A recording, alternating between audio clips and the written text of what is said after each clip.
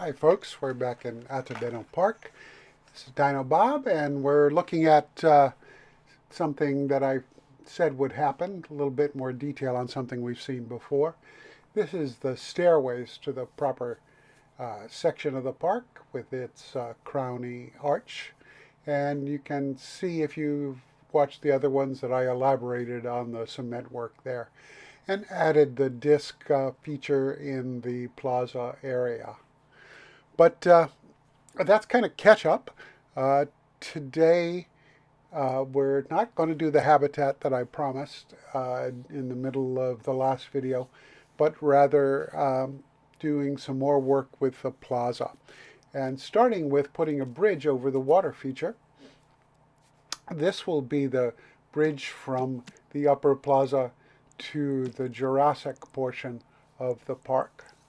And I'm starting to build it with the stonework wall pieces. It's a relatively simple bridge, but not entirely displeasing by the end. First bit is to make one side of the bridge with the arches that will let the water flow underneath it. I wanted to get this wide enough to match the path, which is an 8-meter path. The building blocks come in 4-meter increments. So there's one of two ways I could do that. I could do a double set of 4-meter ones, or I can build it as a 4-meter one and then stretch it out. I obviously elected to do the latter. And I wanted to get a decent slope for the edges. It's really too steep for real world accessibility sloping, but game wise it kind of feels okay. So that's what we're going with.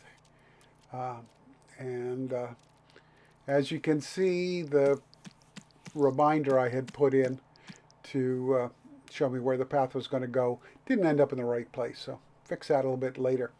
I always like to see a little bit more height over the arches, so I put on those 1-meter units, and that meant I had to raise the sloped portion and fill it out for the extra height. The net result was that kind of raised bit where the bridge starts, which I actually kind of like. So I think that makes a better looking, more realistic bridge. So very simple, basic bridge. And I decided to add some more decorative elements and using the sloped column there. When I was trying to place it, it wanted to lie down. And I decided I kind of liked that look, so I decided to incorporate it, as you see, as well as the vertical one to cap off the stonework. This also will provide a channel for guests to move into the bridge area and set up a couple of cul-de-sacs there for a little bit of quiet space. The guests in the game right now probably will ignore it and walk over it because they're annoying that way.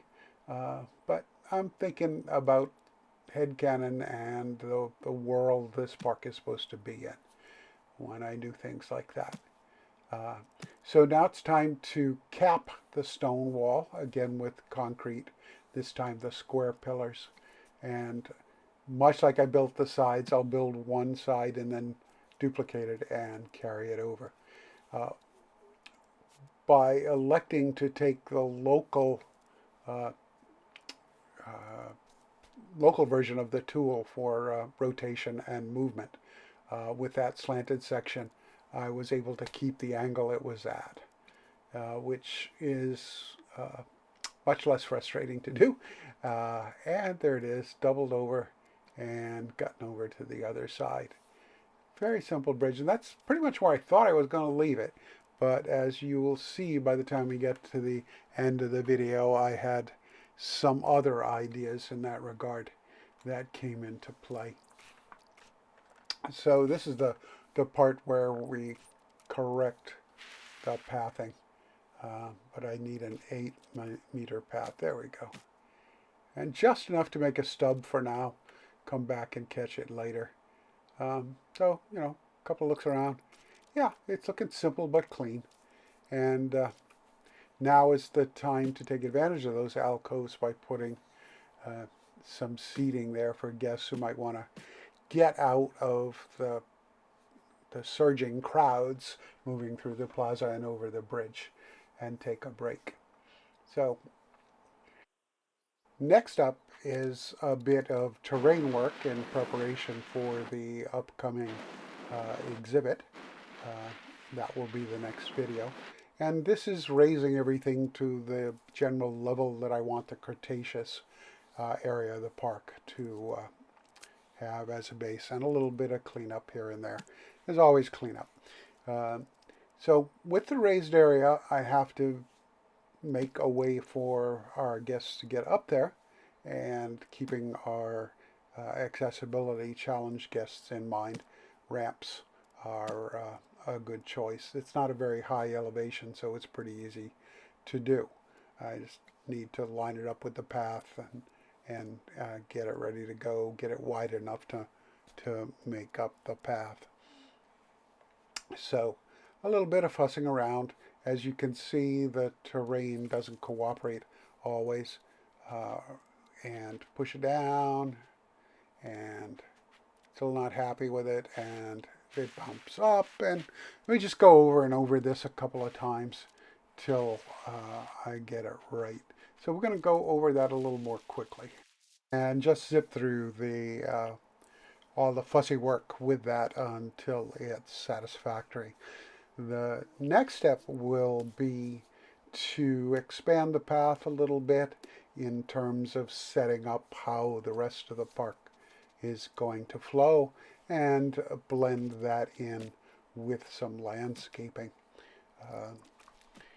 There's a lot of stuff you can do to do the landscaping, and oftentimes the idea you have right away doesn't turn out necessarily to be the best.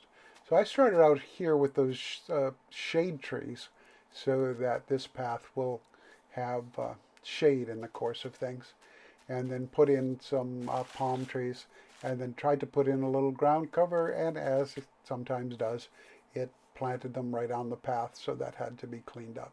So that sets up a divergent path here, and that's part of my overall scheme of thinking about how the park is going to play when all the animals are available for it, and how I want the overall scheme of the park to go. So we'll come back to that path that's heading sort of along parallel next to the lab in a future video. But first, a little bit of preliminary groundwork, terrain painting, and then a brief respite while I fix a little bit of our crowding sign, because this crown was floating in the air. So added a couple of structural elements to hold that crown in place. Don't want it floating away, spoil the image of our prehistoric kingdom. The one other thing that I want to actually do in this today's video is use one of my tools for estimating the size of an exhibit. Each of those blocks is about 96 square meters, the two different colors. So by using multiples of it, I can roughly estimate the ground coverage of an exhibit, match it to the animal's requirements, and you can see I'm outlining it here with the dirt. And then I'll get rid of those tools, keep my basic one, slider off to the side for use later, and now I can see about how big that exhibit has to be. And I'm going to lay in some water because this animal likes a fair bit of it, and I thought that was looking pretty good.